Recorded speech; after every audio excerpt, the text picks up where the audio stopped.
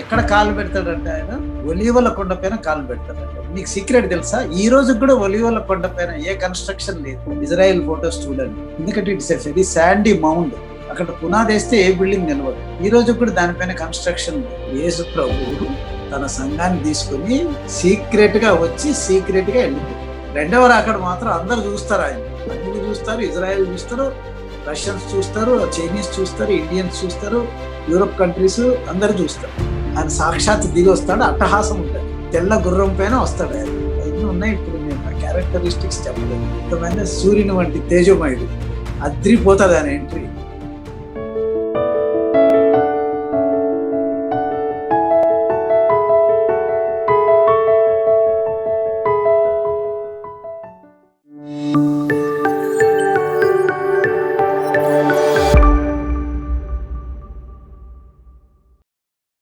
After rapture, what happens in the heavens? After rapture, what happens on the ground? It's on the earth. ఎత్తబడిన తర్వాత పరలోకంలో ఏం జరుగుతుంది, ఎత్తబడిన తర్వాత భూలోకంలో ఏం జరుగుతుంది అన్న విషయాలు మనం లాస్ట్ టైం కొంచెం ధ్యానించింది. సో దీనికి ముందు బ్రదర్ మీరు కొన్ని వచనాలు చదవాలి. ఇది ఎప్పుడు మరి మనం గుర్తు చేసుకుంటా ఉండాలి. కాబట్టి రోమా 5వ అధ్యాయం 9వ వచనం కొంచెం చదవండి బ్రదర్. Romans chapter 5 verse 9. కాబట్టి ఆయన రక్తము వలన ఇప్పుడు నీతిమంతులుగా తీర్చబడి మరింత నిశ్చయముగా ఆయన ద్వారా ఉగ్రత నుండి రక్షింపబడుదుము. కాబట్టి ఈ ర్యాప్చర్ గురించి చాలా మందికి చాలా ప్రశ్నలు ఉంటాయి. నేను అనుకుంటే ఈసారి సెషన్ లో నేను చెప్పే వాటికి మీరు అడగబోయే ప్రశ్నలన్నిటికీ సమాధానం దొరుకుతుందని అనుకుంటున్నాను. I'm thinking that the questions you have in the next session, I think 50% might have been should have been or will have been or will be answered today itself. I think so. కాబట్టి ఇదేంటంటే మొట్టమొదట so దేవుని ఉగ్రత నుండి మనం తప్పింపబడతాం, మనం రక్షణ పొంది. దేవుని ఉగ్రత అనేది శ్రమల కాలంలో జరుగుతుంది. అంటే ఆ టైంలో ఈ 5:9 అనే రెఫరెన్స్ చాలా తమాషగా ఉంది.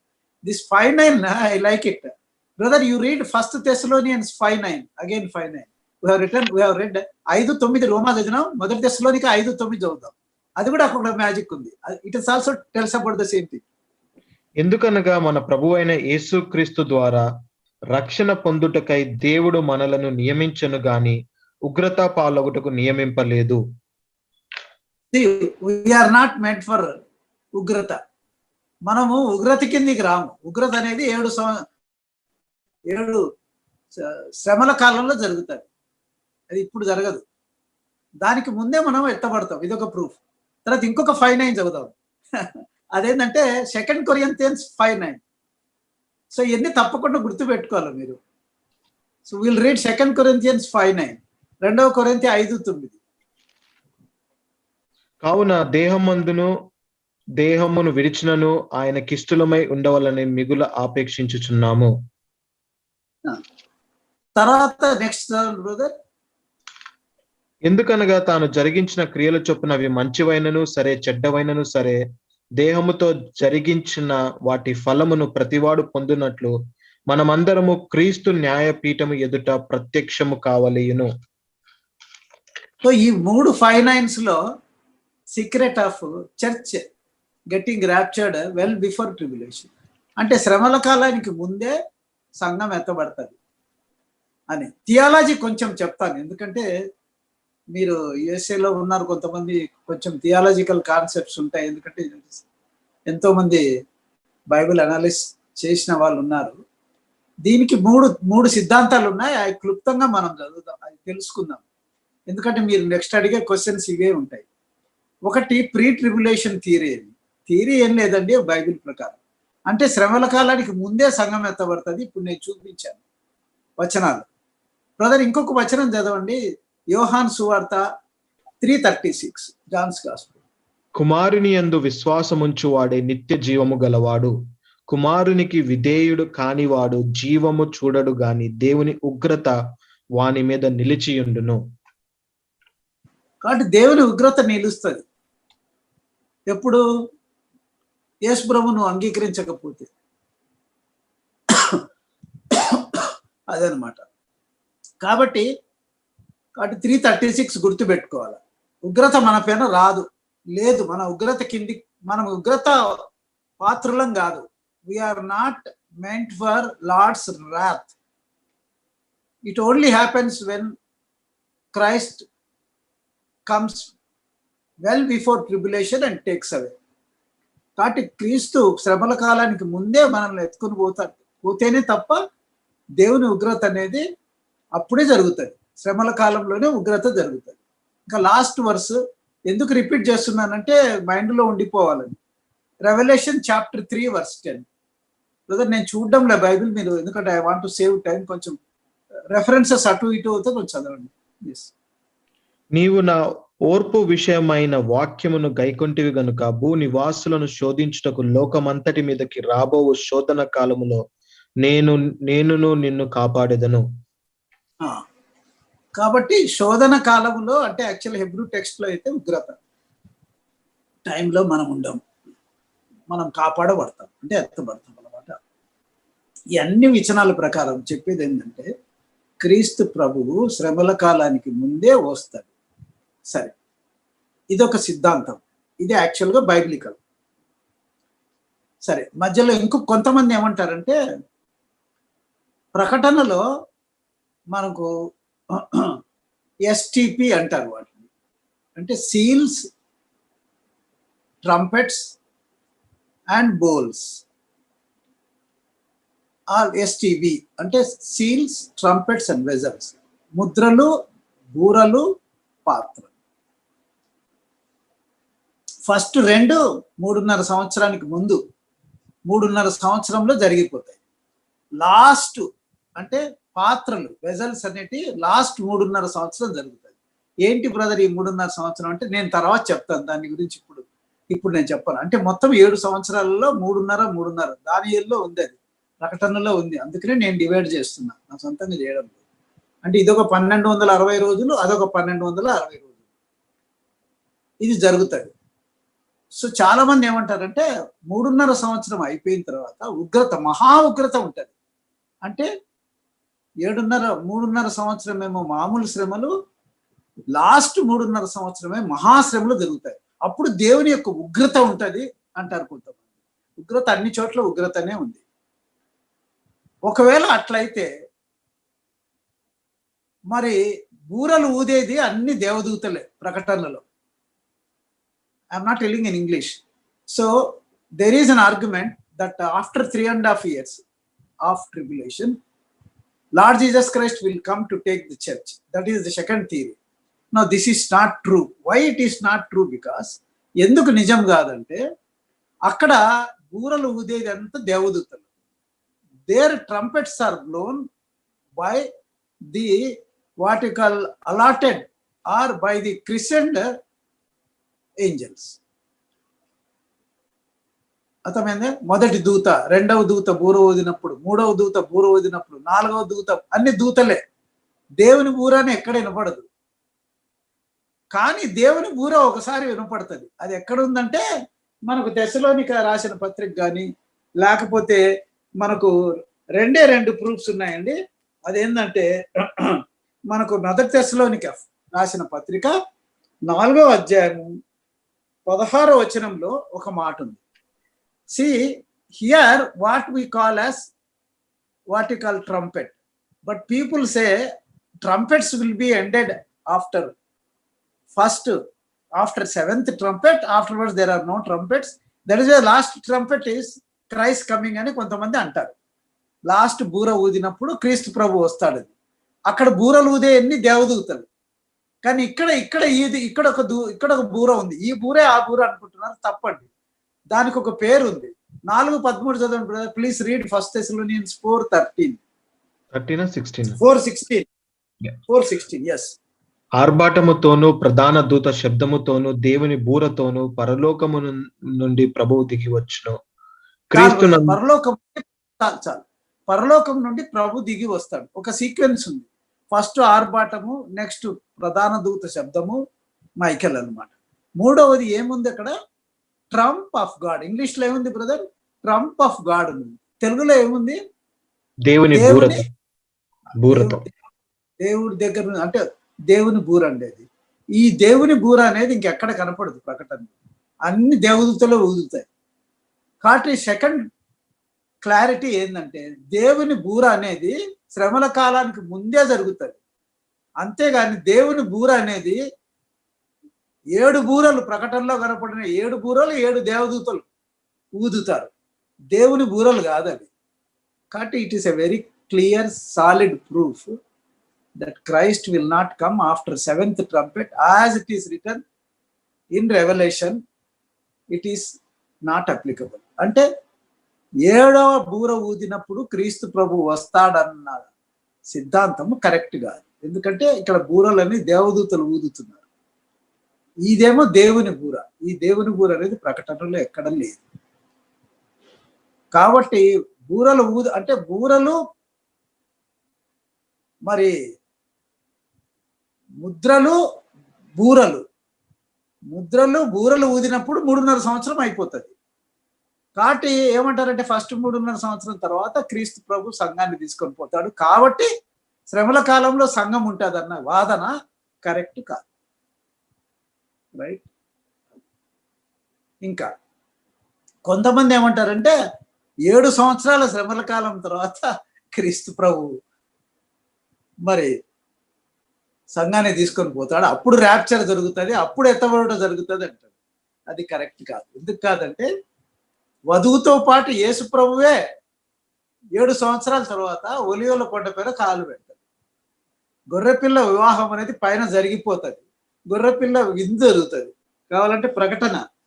So what the last argument is, కాబట్టి pre tribulation, mid tribulation, post tribulation theories అని థియలాజికల్ గా అంటారు. అంటే శ్రమల కాలానికి ముందు రాకడని కొంతమంది, శ్రమల కాలం మధ్యలో యేసు ప్రభు రాకడని కొంతమంది, అంటే ఎత్తబడుటని కొంతమంది, లాస్ట్ లో శ్రమల కాలం తర్వాత ఎత్తబడుట జరుగుతుంది అనేది ఈ 3 వాదనలు ఉన్నాయి. లాస్ట్ 2 వాదనలు కరెక్ట్ కావు, బైబిలికల్ కావు, దానికి రెఫరెన్సెస్ లేవు. ఒకవేళ ఉన్నా అది కరెక్ట్ కాదు. ఎందుకంటే క్లియర్ గా ఉంది. నేను నెగిటివ్ రెఫరెన్సెస్ చెప్పడం లేదు, ఎందుకంటే మనకు ఇంకా చాలా ఆర్గ్యుమెంట్స్ ఉన్నాయి. ఇవన్నీ ఇప్పుడు చెప్పడానికి టైం లేదు. ఇక్కడ చూడండి, మరి ప్రకటన గ్రంథము, రైట్. ఈ ప్రకటన గ్రంథంలో 6-7 వచనాలు చదువుతారా బ్రదర్? 19:6-7. అప్పటికే గొర్రెపిల్ల వివాహం పైన జరుగుతా ఉంది. Please read brother.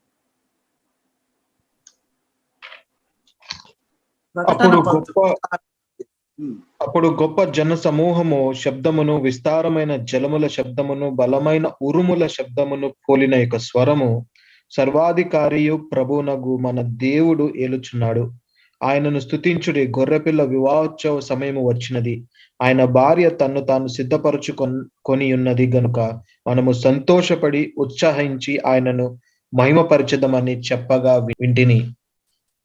చాలు. సో ఇదేంటంటే గొర్రెపిల్ల వివాహము పైన జరిగిపోతుంది. జరిగిపోయిన తర్వాత ఆయన 7 సంవత్సరాల తర్వాత లాస్ట్ లో ఒలీవల కొండ పైన కాలు పెడతాడు.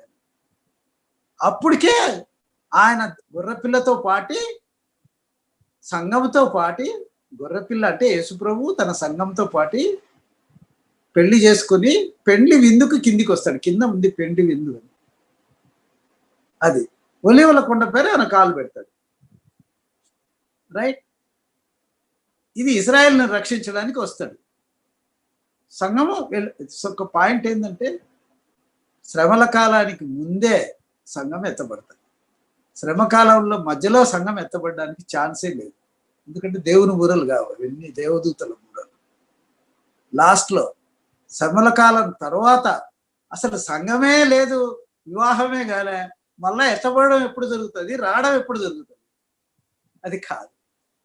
కాబట్టి మనకు ఆయన ఒలీవల కొండ పైన కాలు పెడతాడని సంగతి 2 చోట్ల రెఫరెన్సెస్ ఇస్తాను. చాలా రెఫరెన్సెస్ ఉన్నాయి. కాబట్టి ఒకటేమో అపోస్తుల కార్యములు 1వ అధ్యాయం. ఇది కేవలం ఇశ్రాయేలీలకు మాత్రమే చెప్పబడింది, సంఘానికి చెప్పబడలేదండి ప్లీజ్. అప్పటికి ఇంకా సంఘం ఏర్పడలేదు. కాబట్టి అపోస్తుల కార్యములు 1వ అధ్యాయం అపోస్తుల కార్యములు 1వ అధ్యాయం 11వ వచనం.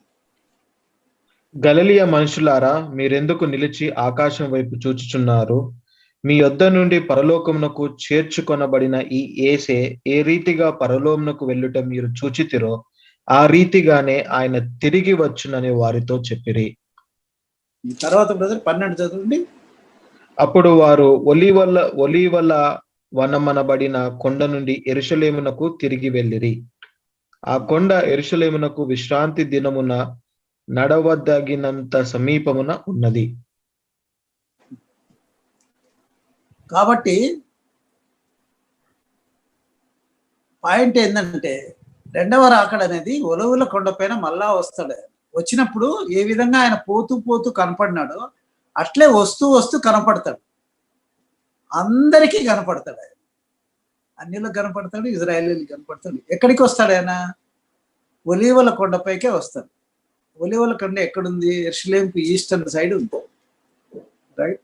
అది విశ్రాంతి దినంలో ఎక్కువ దూరం నడవకూడదు. మ్యాక్సిమం ఒక కిలోమీటర్ కంటే ఎక్కువ దూరం నడవకూడదు. మ్యాక్సిమం 2 కిలోమీటర్స్ అంటే దగ్గర ఉందన్నమాట. సో ఈస్ట్ సైడ్ ఉంది, రైట్? ఇది పాత నిబంధనలో కూడా చెప్పినారు, రైట్? పాత నిబంధనలో ఇంకొక రెఫరెన్స్ ఇస్తాను నేను, రైట్? మీ అందరికి తెలిస్తే సంతోషం. సో పాయింట్ ఏంటంటే, పాత నిబంధనలో మనకు మరి జకర్యా గ్రంథం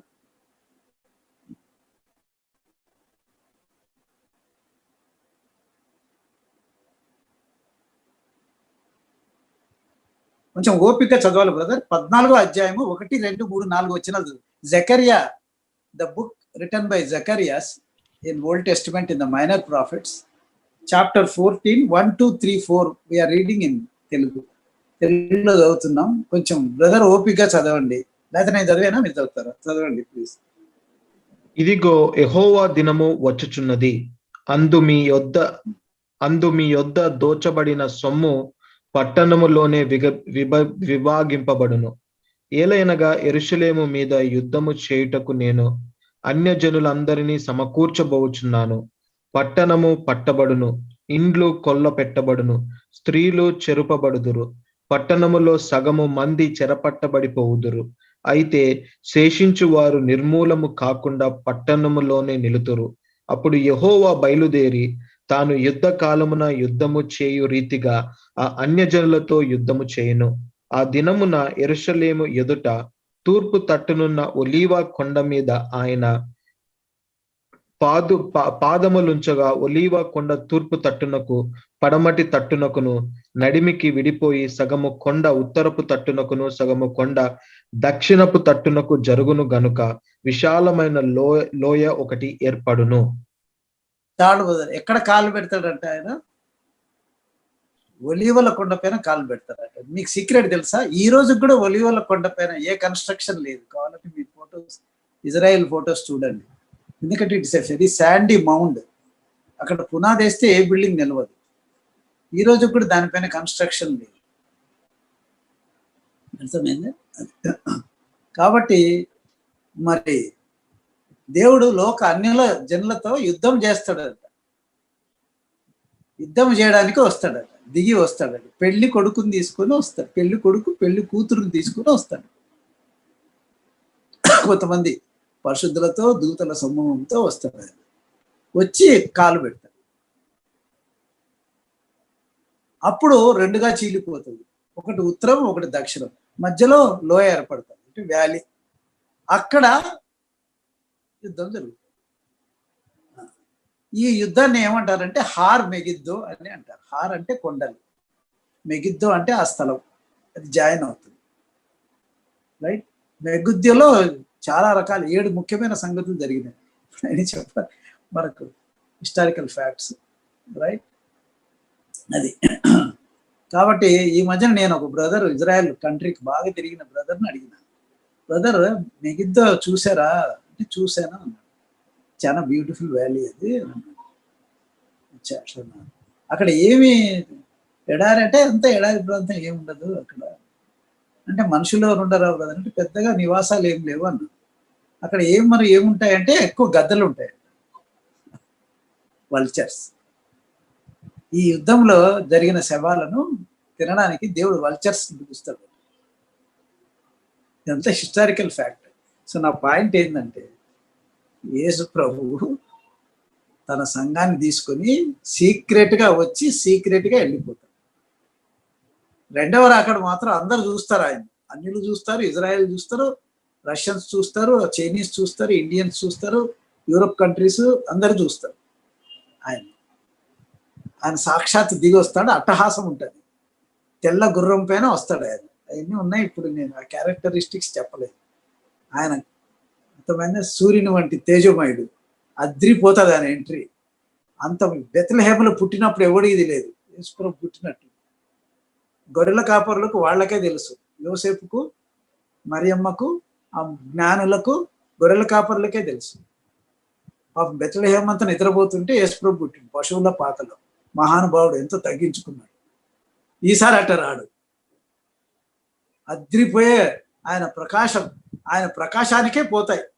అప్పుడు ఆర్మీ, వరల్డ్ ఆర్మీ అంతా యునైట్ అయ్యి ఇజ్రాయెల్ని కొట్టాలనుకుని అంత గుమ్మి కుడుతుంది అక్కడ. ఆయన మహిమకే చచ్చిపోతారు కొంతమంది. తర్వాత దేవుడు సుడిగాలిని, వాటర్ను వాడతాడు. వాడి ఆ హార్మెగిద్దో యుద్ధం గెలుస్తాడు. గెలిచి ఇజ్రాయెల్ను రక్షిస్తాడు. ఎన్ని తర్వాత జరుగుతాయండి, నేను ఇప్పుడు చెప్పడం లేదు. ఇది రెండవ రాకడండి. This is called second coming. నా పాయింట్ ఏంటంటే, ఈ టైంలో ఆయన పెళ్లి కూతురుతో పాటే వస్తాడు. చాలా మంది అంటారు లాస్ట్ లో ఈ హార్మెగిద్దో యుద్ధం టైంలో ఆయన వచ్చి సంఘాన్ని తీసుకొని పోయి పెళ్లి చేసేసుకొని అలా వెంటనే వస్తాడు. అది ఎక్కడ లేదండి, అట్లా బైబిల్లో లేదు. కాబట్టి what I want to tell in English is that pre tribulation theory of rapture has got 99% evidence, and the mid tribulation theory has got only 1% evidence, and the post tribulation theory has no evidence. కాబట్టి మరీ చెప్తున్నా, వచనాలన్నీ చాలా ఉన్నాయి.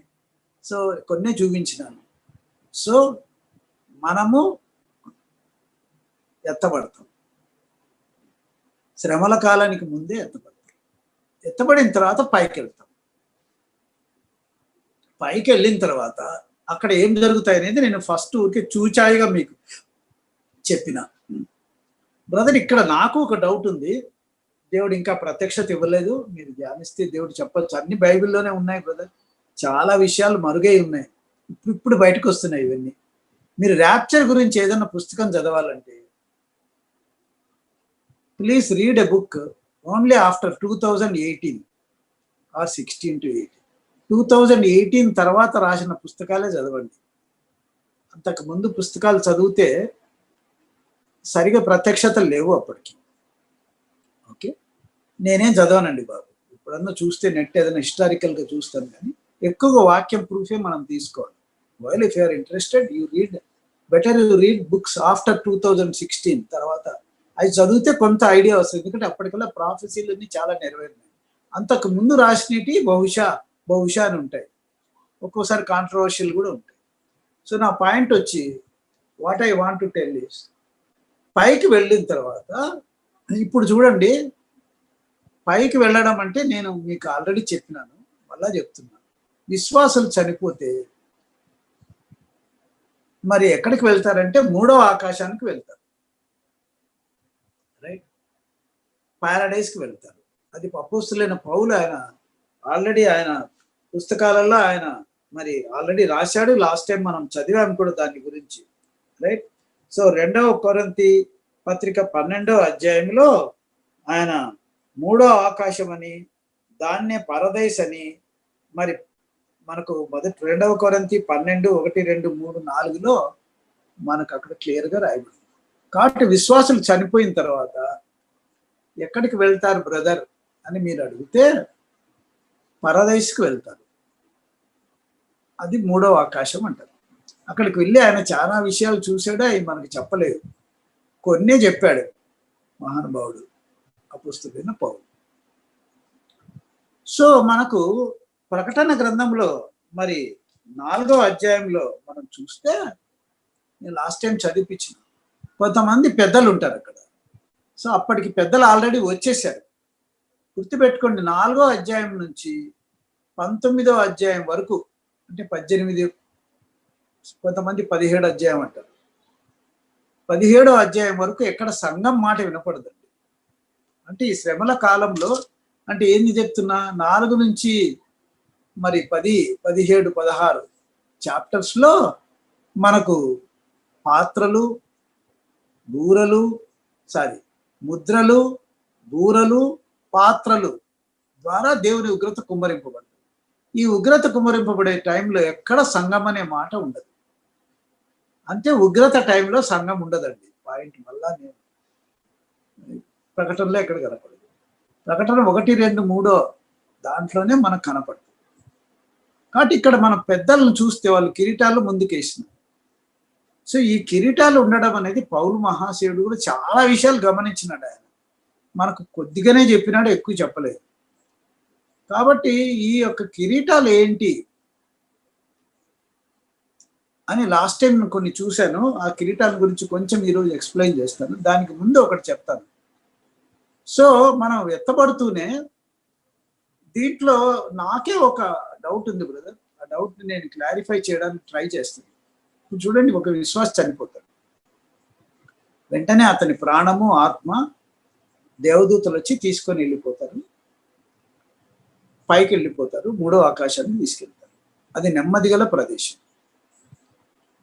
అది అక్కడ ఏం చేస్తూ ఉంటారో ఎన్ని దాని ప్రూఫ్స్ ఉన్నాయి, కానీ ఇప్పుడు డిస్కషన్ మనకు. సో ఈ నెమ్మది గల ప్రదేశంలో వాళ్ళు వెళ్ళిన తర్వాత మరి 2వ కొరింథీ మరి 5వ అధ్యాయం 9, 10 వచనాల్లో మనకు ప్రోగ్రామ్ స్టార్ట్ అవుతుంది. అది కొంచెం చదవండి బ్రదర్. 2వ కొరింథీ ఆల్రెడీ చదివారు, ఇంకోసారి చదవండి బ్రదర్. సో 2వ కొరింథీ 5, 9, 10లో 2 Corinthians 5, 9, 10 after rapture we'll go to third heaven. Third heaven is called paradise as per 2 Corinthians 12 chapter 1, 2, 3, 4 verses, where we are there. It is a very peaceful state and we don't have any disturbance. But what happens there, now we'll know the reference. అక్కడ ఏం జరుగుతుంది అనేది మనం ఇప్పుడు 2వ కొరింథీ 9, 10లో తెలుసుకున్నాం. Yes brother. కావున దేహమందున్నను దేహము విడిచినను ఆయన కిష్టులమై ఉండవలెనని మిగులు ఆపేక్షించుచున్నాము. ఎందుకనగా తాను జరిగించిన క్రియల చొప్పున అవి మంచివైనను సరే, చెడ్డవైనను సరే, దేహముతో జరిగించిన వాటి ఫలమును ప్రతివాడును పొందునట్లు మనమందరము క్రీస్తు న్యాయపీఠము ఎదుట ప్రత్యక్షము కావలియును. We should all stand before the judgment seat of Christ. తాను జరిగించిన క్రియలు, తాను అంటే ఇండివిజువల్, క్రీస్తు న్యాయపీఠం ఎదుట ప్రత్యక్షం కాదు. అవి మంచివైనను సరే, చెడ్డవైనను సరే. బ్రదర్ ఎత్తబడిన తర్వాత మళ్ళా చెడుతనం ఎక్కడ ఉంటుంది బ్రదర్? చెడుతనం అనేది ఆయన రక్తంలో కడగబడుతుంది కదా. ఇంక మళ్ళా అక్కడికి పోయిన తర్వాత చెడుతనం ఏంది అనేది ఒక డౌట్. నాకే డౌట్ వచ్చింది, నేను కొంతవరకు క్లియర్ చేసుకున్నాను. మీకు ఇంకా ప్రత్యక్షత దేవుడు ఇవ్వచ్చు. ఏంటి ఈ చెడ్డవంటే, సో మనము ఈ యొక్క స్థితిలో సో పోతూనే మనము క్రీస్తు న్యాయపీఠం ఎదుట నిలబడతాం. ఇక్కడ నాకే డౌట్లు ఉన్నది. ఆ డౌట్ చూస్తాం, మనం క్లారిఫై చేయడానికి ట్రై చేస్తాం. ఒకటి, విశ్వాసి చనిపోతూనే, బ్రదర్ చనిపోతూనే వెంటనే న్యాయపీఠం ఎదుట నిలబడతాడా? అట్లా కాకుండా చనిపోయి పాత పెట్టబడిన తర్వాత ప్రాణము, ఆత్మ 3వ ఆకాశానికి తీసుకుపోయిన తర్వాత క్రీస్తు ప్రభు వచ్చి సంఘానికి తీసుకుపోయేటప్పుడు అప్పుడు మనం అమర్త్యతను ధరించుకొని అప్పుడు నిలబడతామా, ర్యాప్చర్ తర్వాత నిలబడతామా అనేది క్లారిటీ లేదు కదా. కాబట్టి సో క్రీస్తు ప్రభు యొక్క న్యాయస్థానం దగ్గర ఒకవేళ వెంటనే నేను అనుకుంటా ఎవరైతే చనిపోతారో ముందు, అంటే ఎత్తబడడానికి ముందు చనిపోతారు, అంటే నిన్నటి వరకు చనిపోయిన వాళ్ళు, వాళ్ళందరినీ ఒక్కొక్కరు అందరూ ఒకటేసారి చనిపోరు కదా, కొంచెం గ్యాప్ ఉంటుంది. సో ఒక్కొక్కరిని దేవుడు క్రీస్తు న్యాయపీఠం ఎదుట నిలబెడతాడని నేను అనుకుంటున్నాను. కొంత ఇంకొక డౌట్ ఏంటంటే, న్యాయపీఠం మీద నిలబడే ముందు మహిమ శరీరం లేకపోతే నిలబడ్డారు కదా అని నాకు డౌట్ వచ్చింది. కాబట్టి ఈ డౌట్ ఇంకా క్లారిఫై కాలేదు కదా. లెట్ మీ మెడిటేట్ అంటే నాకు పూర్తిగా తెలియదు. నేను అనుకుంటా ఎత్తబడిన వెంటనే, అంటే చనిపోయిన వెంటనే, ఒకవేళ ర్యాప్చర్ ఎత్తబడుట జరగకపోతే అతని ప్రాణము ఆత్మ పోయినప్పుడు వెంటనే మనం క్రీస్తు న్యాయపీఠం ఎదుట నిలబడతాం అనుకుంటా. నిలబడినప్పుడు అప్పుడు ఏం జరుగుతుంది అంటే తాను జరిగించిన క్రియల ప్రకారం వాటి యొక్క ఫలం పొందుతాం. So we are going to get rewarded. So అవి మంచివైనను సరే చెడ్డవైనను సరే అని ఉంది. సో నేను అనుకుంటా చనిపోయిన వెంటనే జరుగుతుంది అని అనుకుంటున్నాను. ర్యాప్చర్ తర్వాత విశ్వాసులకు, ఇప్పుడు ర్యాప్చర్ తర్వాత ఎవరు? మనం. సో ర్యాప్చర్ తర్వాత సజీవంగా ఉండే మనం అప్పుడు క్రీస్తు న్యాయపీఠం మీద నిలబడతాం. ఎందుకంటే అప్పటికి ఇంకా చనిపోలేదు. ఇప్పుడు చనిపోయిన వాళ్ళు అయితే ఒకరు 1 by 1 క్రీస్తు న్యాయపీఠం మీద నిలబడి ర్యాంక్ వేసేస్తాడు దేవుడు, రైట్? కాబట్టి మరి దేవుడు వాళ్ళకు ఫలం ఇస్తాడు.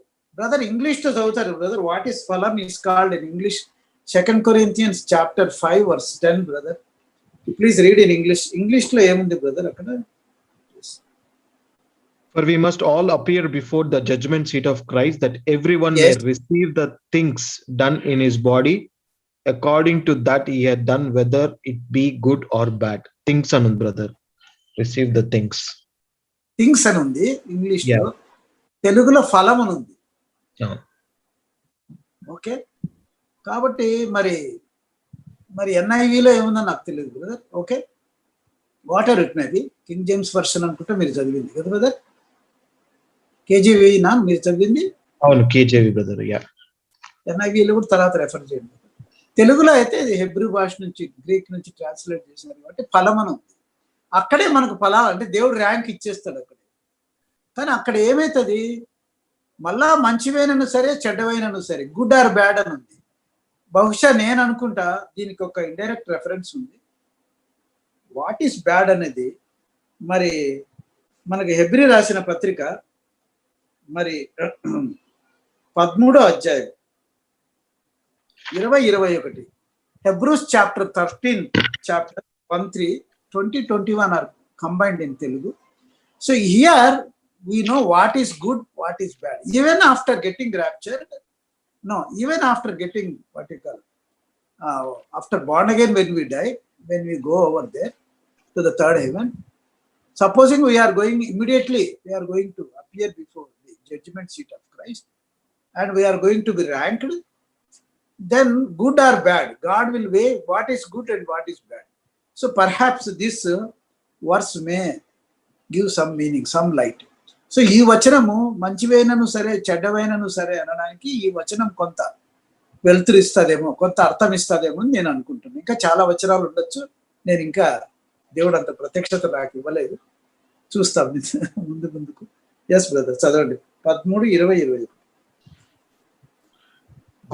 గొర్రెల గొప్ప కాపరి అయిన యేసు అను మన ప్రభువును నిత్యమైన నిబంధన సంబంధమగు రక్తమును బట్టి మృతులలో నుండి లేపిన సమాధానకర్తయగు దేవుడు యేసుక్రీస్తు ద్వారా తన దృష్టికి అనుకూలమైన దానిని మనలో జరిగించుచు ప్రతి మంచి విషయములోనూ తన చిత్త ప్రకారము చేయుటకు మిమ్మును సిద్ధపరచును గాక. యేసుక్రీస్తు యుగ యుగములకు మహిమ కలుగును గాక. ఆమేన్. Right brother, thank you. ప్రతి మంచి విషయంలోనూ తన చిత్త ప్రకారము చేయుటకు. కొన్ని బిలీవర్ మంచి విషయాలే చేస్తాడు నేను అనుకుంటున్నాను. If he is really God Fearing man, he will do all good things. కానీ ప్రతి మంచి విషయంలో తన చిత్త ప్రకారం చేయాలట. మళ్ళా అంటే ఏంది అర్థం బ్రదర్? ఇంగ్లీష్ చదువుతారా? ఐ థింక్ 21 words అనుకుంటా. Now the God of peace that brought again from the dead our Lord Jesus Christ, the great shepherd of the sheep, through the blood of everlasting covenant, make you perfect in every good work to do his will. In every good work to do his will. Bible చాలా చక్కగా రాసినారు పరిశుద్ధాత్మ. Every good work to do his will అంటే ఏంటంటే నాకు అర్థమైంది, నేను మీతో share చేస్తున్నా brother. I'm not a saint, I'm only A preacher. నేను బోధకుడినే కానీ చాలా విషయాలు నేను కూడా చేయడం లేదు. కాబట్టి నాకు నేనే బోధించుకుంటున్నా, మీకు చెప్తున్నా. I'm not perfect brother. I'm only preacher. I'm not following exactly what it is return in the text. I'm also human being having lot of weakness. ఏంటంటే ఇది ఒక ఎగ్జాంపుల్, 2-3 ఎగ్జాంపుల్స్ చెప్తాను, మీకు అప్పుడు అర్థమవుతుంది. ఇక్కడ ప్రాక్టికల్ ఎగ్జాంపుల్. పౌలు మహాశయుని చూసుకున్నాం. He was called for lord service. So ఈ ఒబేడ్ అండ్ ఈ కేమ్. కానీ ఆయనకు కళ్ళు సరిగ్గా కనపడవు అంటారు. ఎంతవరకు కరెక్ట్ మనకు తెలియదు. కొంతమంది ఏమంటారు ఆయన కురిపి అంటాడు, సరిగా ఈజ్ నాట్ గుడ్ లుకింగ్ అంటారు. మూడోది ఎప్పుడు డాక్టర్ ఉండాలి దాని పక్కన. అందుకని లూకా ఎక్కువగా అంత పడుతున్నాడు. ఎప్పుడు ఎవరొకరు హెల్పర్ ఉండాలి. తిమోతి బాగా ఆయనకు హెల్ప్ చేసినాడు, తీతు వీళ్ళంతా. కాబట్టి సో ప్రతి మంచి విషయంలోనూ దేవుని చిత్తం అంట. సో ఆయన 3 సార్లు ప్రార్థన చేసింది, ప్రభా ఈ వీక్నెస్ ఉంది, ఈ బలహీనత ఉంది, తీసేయంటే దేవుడు వద్దు బాబు నేను తీసేను, మరి నా కృప నీకు చాలనంట. సో నేను అనుకుంటా ఒకవేళ ఆయన గట్టిగా కోరింటే, ఎందుకంటే ఆయన ఎక్కడన్నా ముట్టుకొని ప్రార్థన చేస్తే స్వస్థత జరిగేది. అంత మైటీ గాడ్స్ సర్వెంట్ అండ్ అపోజర్. కానీ ఆయన ముండి పట్టు పడితే దేవుడు మరి బాగు చేసేవాడు నాకు తెలియదు. కానీ he accepted that infirmity to be with him as long as he lived. So బతికినంత కాలం ఆ బలహీనతతోనే ఆయన అపోస్తులుడిగా కంటిన్యూ అయ్యాడు. అంటే ఏందర్థం? ఆ బలహీనతను పోవడం అనేది మంచిదే, ఆ బలహీనత కోసం ప్రార్థన చేయడం అనేది మంచిదే, ఆయనకున్న రోగాన్ని బాగు చేయడం అని కోరడం అనేది మంచిదే. దేవుని అడుగుడు నేను నీకు ఇస్తానన్నాడు, అడగడంలో తప్పు లేదు, అది కూడా మంచిదే. కానీ ప్రతి మంచి విషయంలోనూ తన చిత్త ప్రకారం చేయడం అనేది సూపర్ మంచిది, అట్లా చేయకపోవడం అనేది చెడ్డది. అది కాబట్టి దేవుని యొక్క పరిచర్యలు బ్రదర్ ఇట్లాంటి మాటలు చెప్పాలంటే మాకు భయం వేస్తుంది. శ్రమలను యాక్సెప్ట్ చేయాలి brother. There is no theory or there is no other way round in believers life. శ్రమలు అంటే ఏంది? God will put test.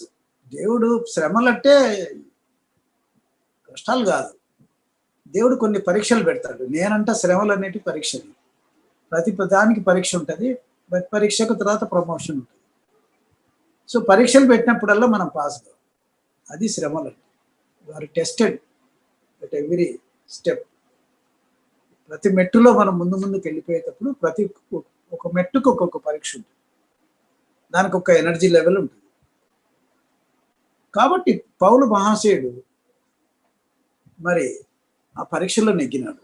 కాబట్టి ప్రతి మంచి విషయంలో దేవుని చిత్తం చేయాలి. అట్లా చేయకపోతే ఏమవుతుందంటే చెడదు. ఇంకొక 2 ఎగ్జాంపుల్స్ చెప్తా. ఇప్పుడు ఏలీ కుమారులు ఉన్నారు, ఆయన పాస్టర్, కానీ పిల్లలను సరిగా పెంచలేదు. కాబట్టి ఆయన దేవుని సేవ చేస్తూ ఉన్నాడు కానీ పిల్లలను క్రమంగా పెంచలేదు. కాబట్టి ఆయన న్యాయస్థానం ముందు నిలబడినప్పుడు తప్పకుండా అది నెగటివ్ పాయింట్, అది చెడ్డది. సరే, మరి ఎలీషా సమయలు ఉన్నాడు, పవర్ఫుల్ ప్రవక్త.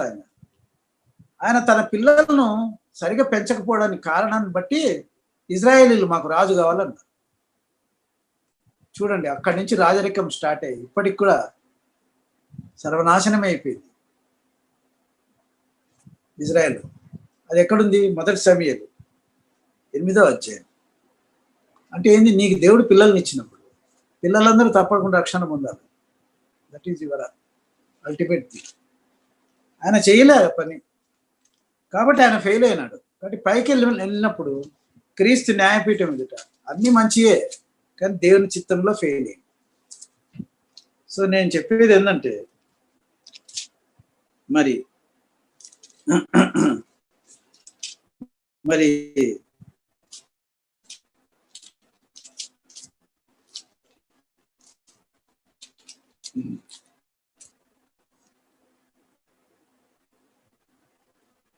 8వ అధ్యాయం, 1 సమూయేలు 8, 1, 2, 3, 4, 5 చదువుతారా బ్రదర్? చదవండి బ్రదర్, బెటర్ వి పార్టిసిపేట్. సమూయేలు వృద్ధుడైనప్పుడు తన కుమారులను ఇశ్రాయేలు మీద న్యాయాధిపతులుగా నియమించెను. అతని జ్యేష్ఠ కుమారుని పేరు ఏవేలు, రెండో వాని పేరు అబీయా. వీరు బెర్షెబాలో న్యాయాధిపతులుగా ఉండిరి. అతని కుమారులు అతని ప్రవర్తనను అనుసరింపక ధనాపేక్షకులై లంచములు పుచ్చుకొని న్యాయమును త్రిప్పివేయగా, ఇశ్రాయేలీయుల పెద్దలందరూ కూడి రామాలో సమూయేలు నొద్దకు వచ్చి, చిత్తగించుము, నీవు వృద్ధుడవు, నీ కుమారులు నీ ప్రవర్తన వంటి ప్రవర్తన గలవారు కారు గనుక సకల జనులు మర్యాద చొప్పున మాకొక రాజును నియమింపుము, అతడు మాకు న్యాయము తీర్చునని అతనితో అనిరి. చాలు, దేవుడు కొడుకులను ఇచ్చినాడు, ఒక్కడు సరిగా లేడు. సో ఇజ్రాయెల్ పెద్దలందరూ వచ్చి ఏమంటారంటే, అయ్యా నీ బిడ్డలు మంచోళ్ళు కాదు, నీ మాదిరి కాదు, కాబట్టి ఒక పని చేయి, సకల జనుల్లో మర్యాద చొప్పున మాకు కూడా ఒక రాజు నియమించు. సో రాజులు నియమింపబడ్డం అనేది దేవుని యొక్క ప్లాన్లో లేదండి, రైట్? కాబట్టి ప్రతి మంచి పనిలో దేవుని చిత్తాన్ని చేయాలి.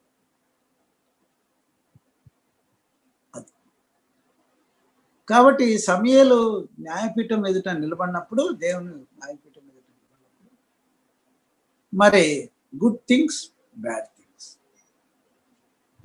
అని ఉంటాయి. ఇంకోటి ఇదంతా బ్యాడ్, రైట్? అది ఇట్లా చాలా ఉన్నాయండి. యాకోబు కూడా అంతే, ఏశావు దగ్గర జ్యేష్ఠత్వం హక్కును దొంగలించినాడు.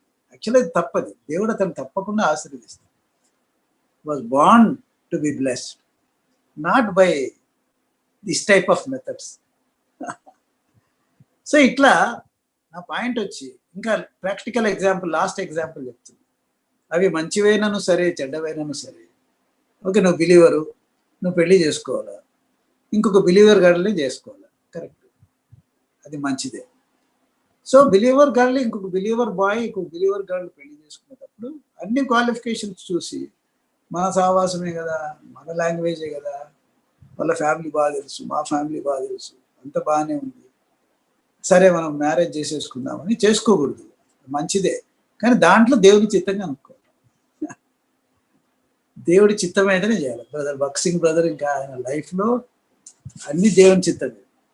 ప్రతి కాన్వకేషన్ పెట్టినప్పుడు, పోయినసారి నెల కాన్వకేషన్ వచ్చింది కాబట్టి పోయిన సంవత్సరం, నెక్స్ట్ సంవత్సరం కూడా అదే డేట్స్లో కాన్వకేషన్ చేయలేదు. అట్లా దేవుడు స్పష్టంగా చెప్పిన తర్వాతనే స్టార్ట్ చేసినాడు, అర్థమైందా?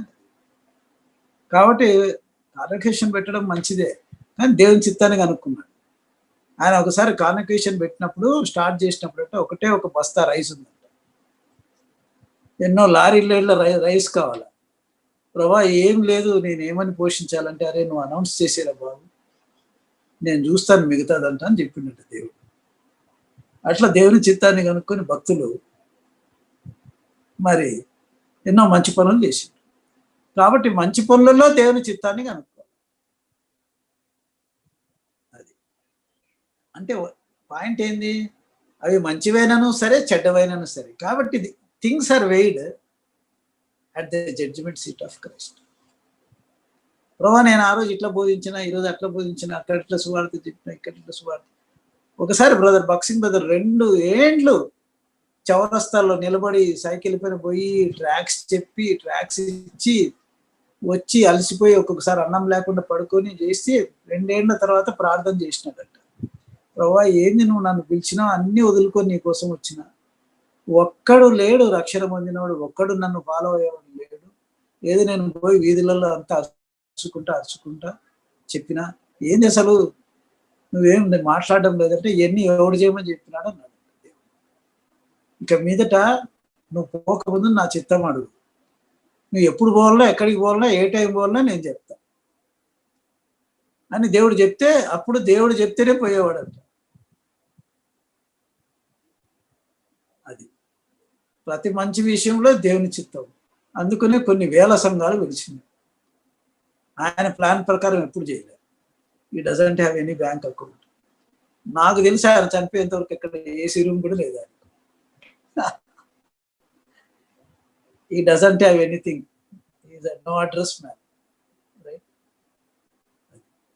కాబట్టి క్రీస్తు న్యాయపీఠం మీద నిలబడినప్పుడు నువ్వు ఎంత ప్రయాస పడినావు, దేవుని చిత్తములో లేని ప్రయాస, it's a cipher, that is called bad. అంటే దేవుని చిత్తంలో 3 రకాలు ఉన్నాయి. ఎప్పుడన్నా మనం చూద్దాం. ఒకటి సావరెన్ విల్, ఇంకొకటి రివీల్డ్ విల్, ఇంకొకటి permissive will. In the revealed will of God సమయమందును అసమయమందును సువార్త చెప్పాలా, అది revealed will. Whether in time, whether in not the proper time, you are supposed to give what you call, we are supposed to give gospel at all times, but it should be according to the permissive will of God. దేవుడు permit చేస్తేనే ఆ విల్లులో నువ్వు చేయాలి, అది మంచిది. అట్లా చేయకపోతే చెడ్డది. కాబట్టి మళ్ళా ఒకసారి చదవండి brother, beautiful verse, 2 Corinthians chapter 5 verse 10.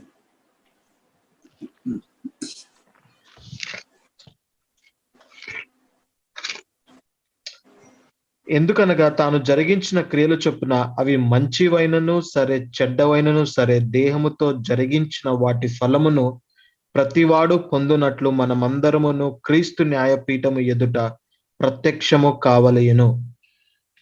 Now are you clear brother and sisters?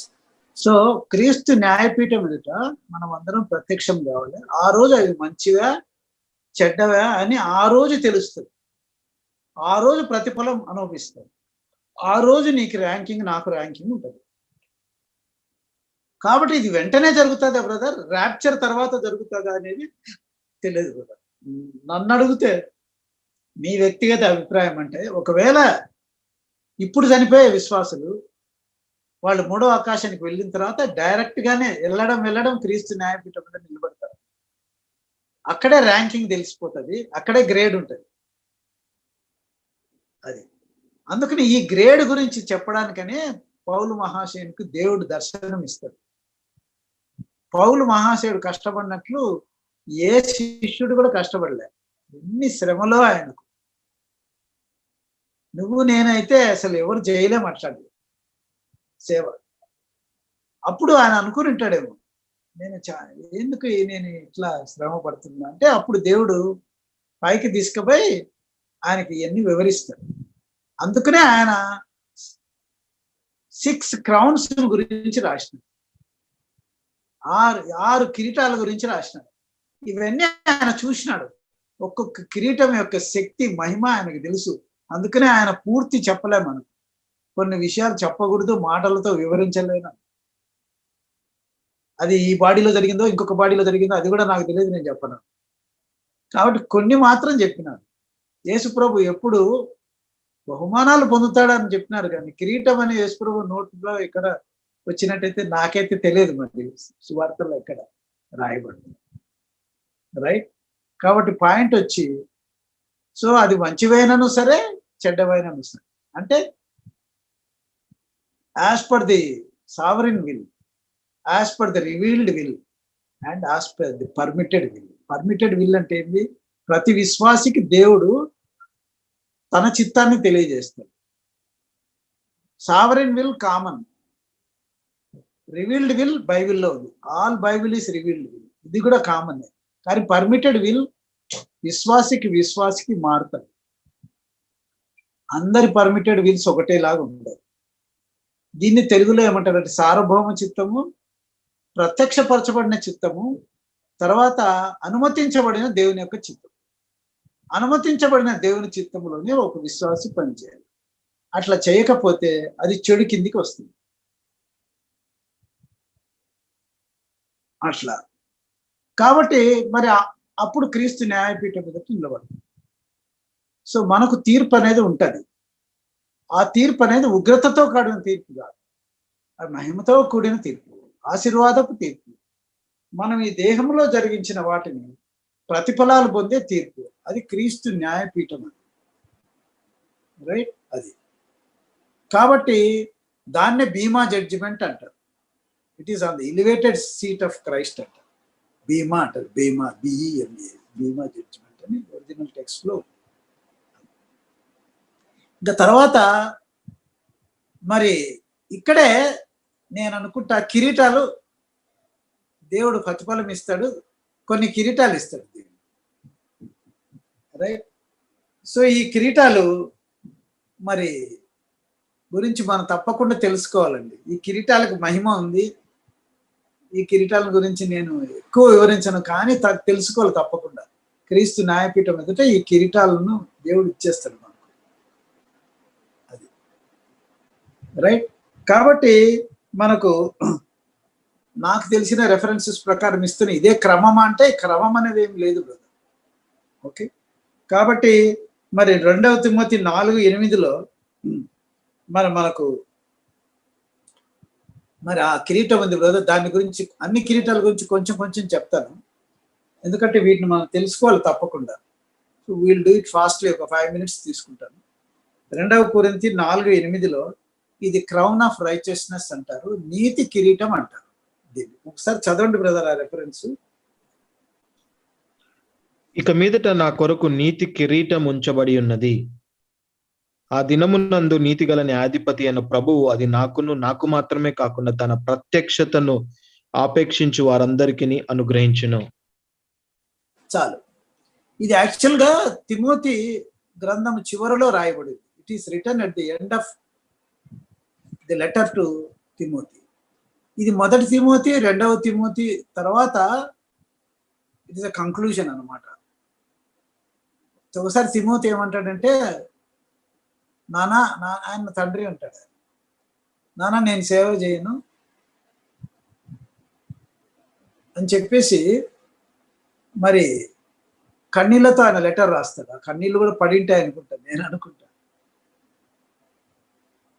ఆ లెటర్ చూసుకొని తిమోతికి పౌలు మహాశయుడు లెటర్ రాస్తాడు. ఆ లెటర్ రాసినప్పుడు ఎంత స్ట్రాంగ్ గా రాస్తాడో అది 1 తిమోతి 2 తిమోతి, రైట్. సో ఏంది నీతి కిరీటం అంటే, క్రీస్తు యొక్క మంచి రాణువాలు. అది అంటే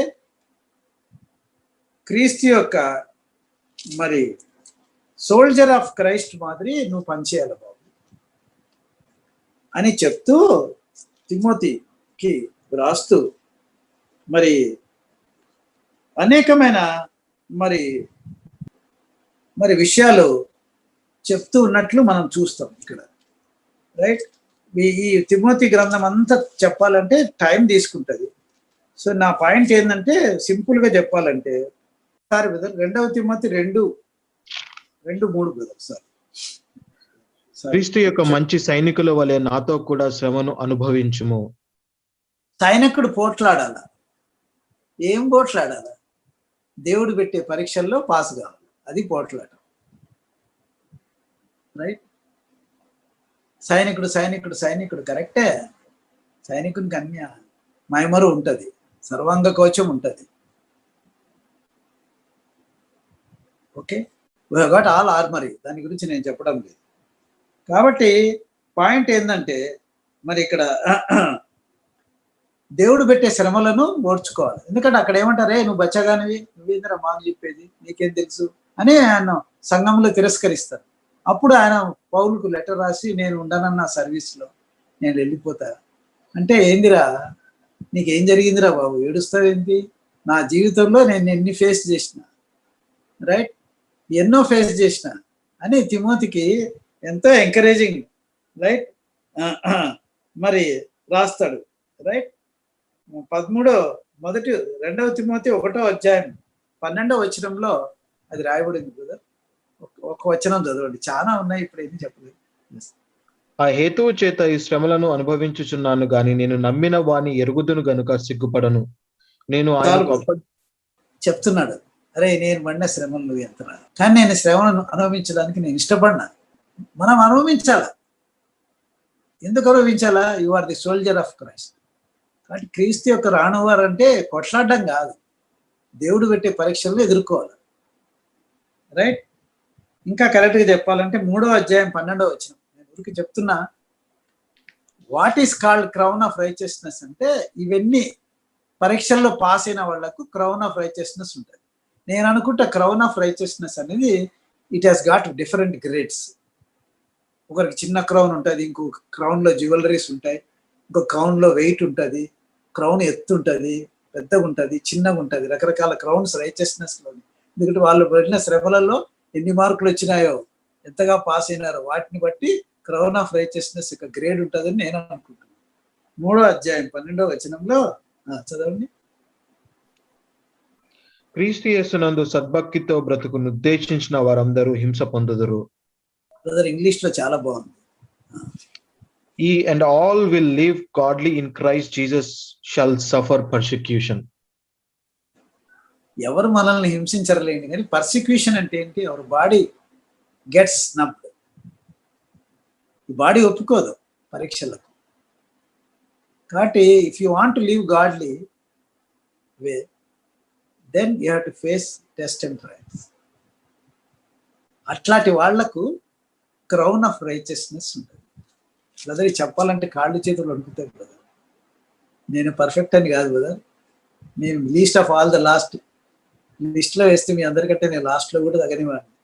ఎందుకంటే ఈ వాక్యం చెప్పాలంటే ధైర్యం చాలదు బ్రదర్.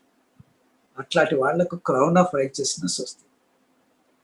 ఎన్ని పరీక్షల్లో పాస్ అయినావు, ఎంతగా దేవుని యందు విశ్వాసం ఉంచినావు, ఎంతగా నువ్వు పోట్లాడినావు అనేది ఇట్ వెయిస్, ఇట్ క్యారీస్ అన్న.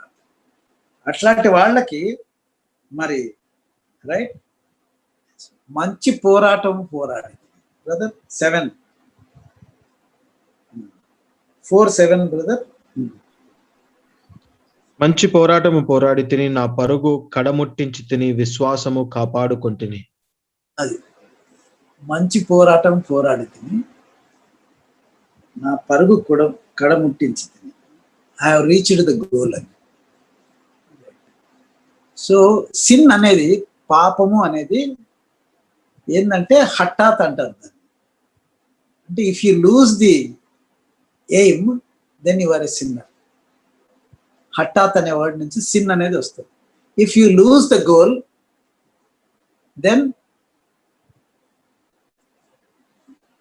you are lost somewhere. No doubt you will be caught up in the rapture. But if you don't reach the goal, it is bad.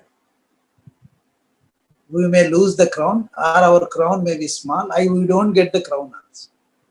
Na parugu muttinchindi, I have reached the goal. Means there is no sin in me. For the goal for which God called me, I reached. I am not under హఠాత్.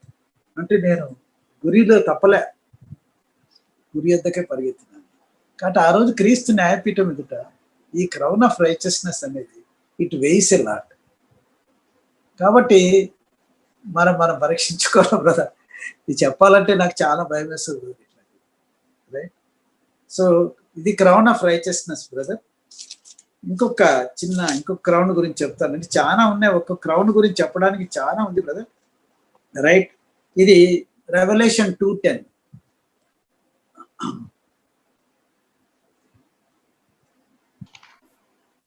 ఇదిగో మీరు శోధింపబడినట్లు అపవాది మీలో కొందరిని చెరలో వేయింపబోచున్నాడు.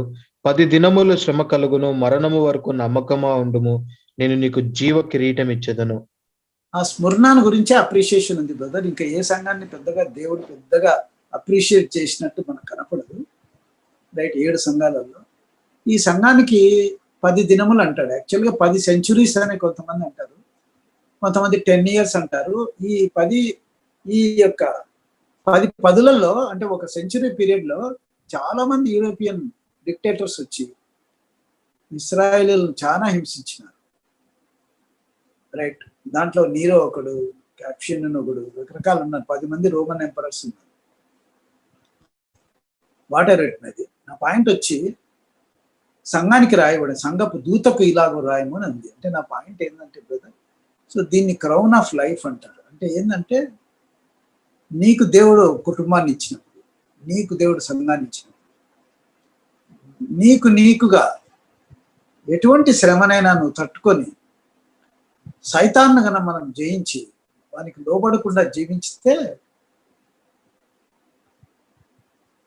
We are going to get a crown of life.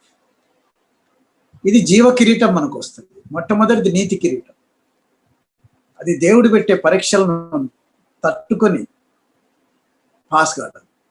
రెండవది వచ్చి సైతాన్ని పెడతాడు కొన్ని,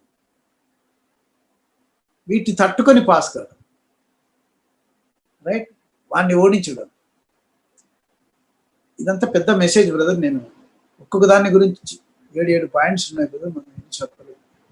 సో క్రౌన్ ఆఫ్ లైఫ్, జీవ కిరీటం అనేది మరి సైతాన్ పెడతాడు. ఇది మనకు, మన కుటుంబానికి, మన సంఘానికి, మనం వ్యక్తిగా.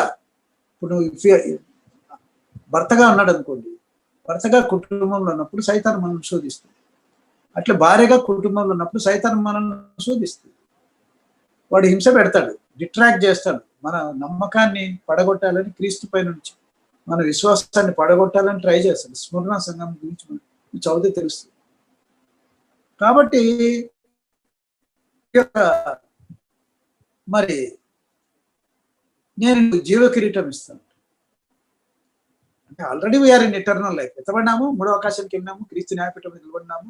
కానీ నీతి కిరీటంతో పాటు జీవ కిరీటం కూడా ఇస్తాను. అది ఎంతగా మనం ఎదిరించినామో, రక్తం కారణంతగా మీరు పాపంతో పోరాడాలని ఉంది. You should strive till you bleed the blood. To that extent you have to fight with the sin అని ఉంది. రక్తం గారనంతగా పాపంతో పోరాడాలి.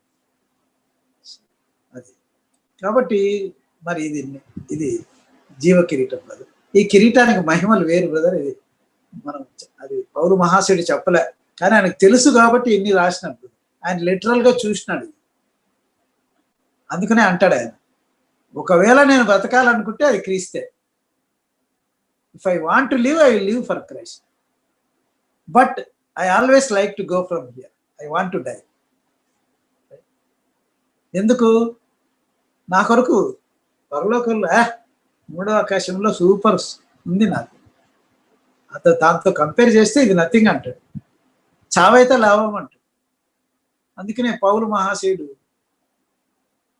నువ్వు తలగొట్టి నేను చంపుతారా బాబు, అప్పుడు నువ్వు నా దగ్గరకు వస్తావు, అంతవరకు కిందికి వెళ్ళిపో అని దేవుడు చెప్తే తిరిగి మళ్ళీ కిందికి వస్తాడు అనమాట. అప్పుడు మేల్కుంటాడు. అప్పుడు రే అమ్మ 3వ ఆకాశంలో ఎంత బాగుంది అనుకుని అప్పటి నుంచి ఆయన లాంగ్వేజ్ మారిపోతుంది. అందుకు ప్రతిరోజు ఈ విధంగా ప్రార్థన చేసి ఉంటాడు, ప్రభా ఈరోజు నా సాయంత్రం నా తల కొట్టిస్తావా, రేపు సాయంత్రం నా తల కొట్టిస్తావా, ఎల్లుండి సాయంత్రం నా తల కొట్టిస్తావా, ఎందుకు నేను నీ దగ్గరికి వస్తాను. For me to live is Christ, but I love to be with you leaving this body అని అన్నమాట. అంటే లవ్లీ ఎక్స్పీరియన్స్. అబ్బా పోస్తులు అంటే వాళ్ళండి వాళ్ళు. So this is crown of glory అంటారండి, రైట్. అది కాబట్టి మరి సో క్రీస్తు న్యాయపీఠం మీద నిలబడినప్పుడు నా ఇంట్రెస్టింగ్ పార్ట్ వచ్చి 7th పాయింట్ అండి. చెప్పాలనుకున్నా కానీ reach కాలేకపోతున్నాను. Right, I will take, brother, can I take 2-3 minutes more? Please brother, you can. Yeah, 2-3. Yeah. So next one is what I call mahima kiritam antaru. Just I am giving introductions only. Okay, 1 Peter 5:4, brother, kindly just go through, brother. ప్రధాన కాపరి ప్రత్యక్షమైనప్పుడు మీరు వాడబారని మహిమా కిరీటము పొందుదురు.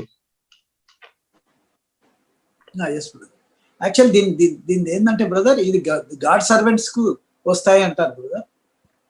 అంటే మనకు 4:10 ఒక clue ఉంది బ్రదర్. 1 Peter 2 Peter చదివిన తర్వాత ఇది this is the conclusion brother. దీన్ని మనం మహిమా కిరీటం అంటాం. మహిమా కిరీటంలో ఏంటంటే 4:10 చదువుతారా బ్రదర్? దేవుని నానా విధమైన కృప విషయమై మంచి గృహ నిర్వాహకులయ్యుండి ఒక్కొక్కడు కృపావరము పొందిన కొలది ఒకరినొకడు ఉపచారము చేయుడి. బ్రదర్ స్టివార్డ్షిప్ అన్నది ఇంగ్లీష్లో గృహ నిర్వాహకుడు. బ్రదర్ మనకు దేవుడు, నువ్వు ఉద్యోగంలో ఉంటే అదొక స్టివార్డ్షిప్. నువ్వు సంఘంలో, నువ్వు ఇంటిలో ఉంటే భర్తగా అదొక గృహ నిర్వాహక పరిచయం. నువ్వు భార్యగా ఉంటే నీకు గృహ నిర్వాహకపు బాధ్యత. నువ్వు కొడుకుగా ఉంటే ఒక గృహ నిర్వాహక బాధ్యత. నువ్వు కూతురుగా ఉంటే ఒక గృహ నిర్వాహక బాధ్యత. ఒక స్టూడెంట్గా ఉన్నప్పుడు గృహ నిర్వాహకపు బాధ్యత. అత్తమామలుగా ఉంటే గృహ నిర్వాహక బాధ్యత. సో నీకు ఇచ్చిన స్టివార్డ్షిప్, నీకు ఇచ్చిన గృహ నిర్వాహక పరిచర్య నువ్వు ఎంత సిన్సియర్గా చేస్తావు, అట్లనే దైవ సేవకునికి తన సంఘం ఒక గృహ నిర్వాహక పరిచర్య ఎంత నమ్మకంగా చేస్తామో ఆ ఫెయిత్ఫుల్నెస్ని బట్టి, ఆ డిగ్రీ ఆఫ్ వాటికల్ సర్వీస్ని బట్టి, స్టివార్డ్షిప్ని బట్టి దేవుడు యేసుప్రభు ఆయనే చెప్పాడు గృహ నిర్వాహక పరిచర్య గురించి ర్యాంక్స్ ఇచ్చాడు. వాటిని గురించి చెప్పాలంటే ఇప్పుడు చాలా టైం పడుతుంది. సో ఈ మహిమా కిరీటం అనేది, ఈ మహిమలు వేరు బ్రదర్. ఒక్కొక్క విశ్వాసికి ఒక్కొక్క మహిమ ఉంటుంది. మనకిచ్చిన బాధ్యత గల గృహ నిర్వాహకపు పరిచర్య, మన ఉద్యోగం ఎట్లా చేసినాం, సంసారం ఎట్లా చేసినాం, పిల్లల్ని ఎట్లా పెంచినాం, ఓ భార్య నువ్వు భర్తను ఏ విధంగా సేవించినావు, దేవుని ఏ విధంగా సేవించినావు, ఏ విధంగా ఇంట్లో సర్వ్ చేసినావు, ఓ కొడుకు ఓ కూతురు తల్లిదండ్రులు ఏ విధంగా చూసుకున్నావు, ఏ విధంగా నువ్వు పైకి వచ్చినావు, నీకు ఇచ్చిన ఉద్యోగంలో, నీకు ఇచ్చిన చదువులో నువ్వు ఎంతవరకు నీకు ఇచ్చిన బాధ్యతను నువ్వు నిర్వర్తించినావు, వీటన్నిటిపైన దేవుని యొక్క మస్తు రెఫరెన్సెస్ ఉన్నాయి బ్రదర్ వీటిలో. దీన్ని బట్టి క్రౌన్ ఆఫ్ గ్లోరీ, మహిమ కిరీటం ఉంటుంది. ఇదంతా క్రీస్తు నామం పేరట చేసి ఉండాలి. This is called all the stewardship should have been referred in the name of Christ. That which has not been referred is not taken into consideration. దానికి రెఫరెన్సెస్ చాలా ఉన్నాయి. So this is called crown of life. దీనిని మనము crown of glory, crown of glory. So మహిమా కిరీటం అంటాం. మొదటి పేతురు, రెండవ పేతురులో ఫుల్ ఆఫ్ కొటేషన్స్ ఉన్నాయి బ్రదర్, ఎన్ని మనం చెప్పడం. సో నా పాయింట్ అది. కాబట్టి క్రౌన్ ఆఫ్ రైచియస్నెస్, ఎన్ని పరీక్షలు దేవుడు పెడితే దేంట్లో ఎట్లా పాస్ అయినా దాన్ని బట్టి నీకు నీతి కిరీటం ఉంటుంది. ఆ నీతి కిరీటం పెద్దదా, చిన్నదా, మీడియమా, బ్రైటా, డెక్కడ్ విత్ వాటికల్ డైమండ్సా, ఇవన్నీ నాకు తెలియదు. దాంట్లో రకరకాల గ్రేడ్స్ ఉన్నాయి.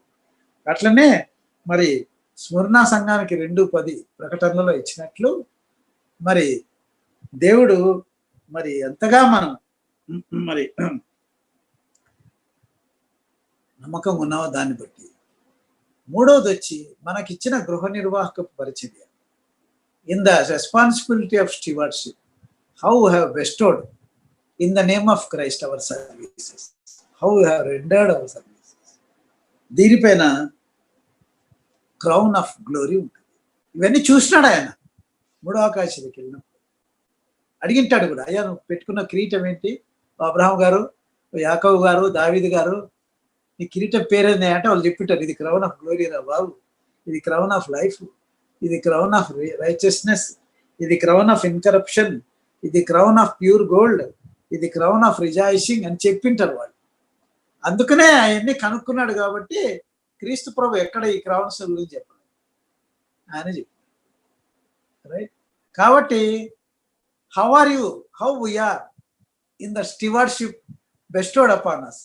దేవుడు మనకు అప్పచెప్పిన ఈ యొక్క గృహ నిర్వాహక పరిచర్యలో ఎంత నమ్మకంగా ఉన్నాం, దాన్ని బట్టి మన మహిమ కిరీటం ర్యాంక్ ఉంటుంది. క్రీస్తు న్యాయపీఠం ఎదుట అందుకుంటా మనం చనిపోతూనే ఏంజల్స్ వచ్చి మన ప్రాణాన్ని, ఆత్మను తీసుకుపోయిన తర్వాత మూడో ఆకాశానికి దేవుని దగ్గర ఇంటర్వ్యూ ఉంటుంది. ఆ ఇంటర్వ్యూలో నువ్వు ఒక్కనే నిలబడాలి. అందరు ఉంటారో లేదో నాకు తెలియదు. సో మనం చేసిన దానికి మంచిదైనాను సరే, చెడ్డవైనాను సరే, ఆ రోజు మనకు దేవుడు ఫలాన్ని ఇస్తుంది. ఈ ఫలాల్లో మనం 3 చదివినాం. Next time I will very fastly go. కొంచెం ఇంట్రొడక్షన్ ఇవ్వాల్సి వచ్చింది, ఎందుకంటే pre tribulation, post tribulation, mid tribulation అంటే క్వశ్చన్స్ వస్తాయి. కాబట్టి ఇన్ యాంటిసిపేషన్ నేను చెప్పాల్సి వచ్చింది. కాబట్టి నెక్స్ట్ టైం నేను మీ క్వశ్చన్ ఆన్సర్స్ ఇచ్చేంత నాకు బైబిల్ జ్ఞానం లేదు కదా. నేను బోధించడం 3-4 సంవత్సరాల క్రితమే స్టార్ట్ చేసిన. అని అంతమంది నేను ఎప్పుడే ప్లీజ్. కాబట్టి చూద్దాం, మీ ప్రశ్నలు ఒకవేళ అంతగా ఆన్సర్ చేయగలుగుతామో లేదో దేవుడు జ్ఞానం ఇచ్చే కొద్ది. సో దేవుడు తన వాక్యాన్ని దీవించింది దాకా. మరి క్రీస్తు న్యాయపీఠం మీద నిలబడి ఆ రోజు అన్ని కిరీటాలను పొందితే ఎంత ధన్యులమండి బాబు. దేవుడు ఆ విధమైన స్థాయిలోకి మనల్ని తీసుకెళ్ళింది కాక. దేవుడు తన వాక్యాన్ని దీవించింది కాక. సో ప్రేస్తున్నాడు. Thank you.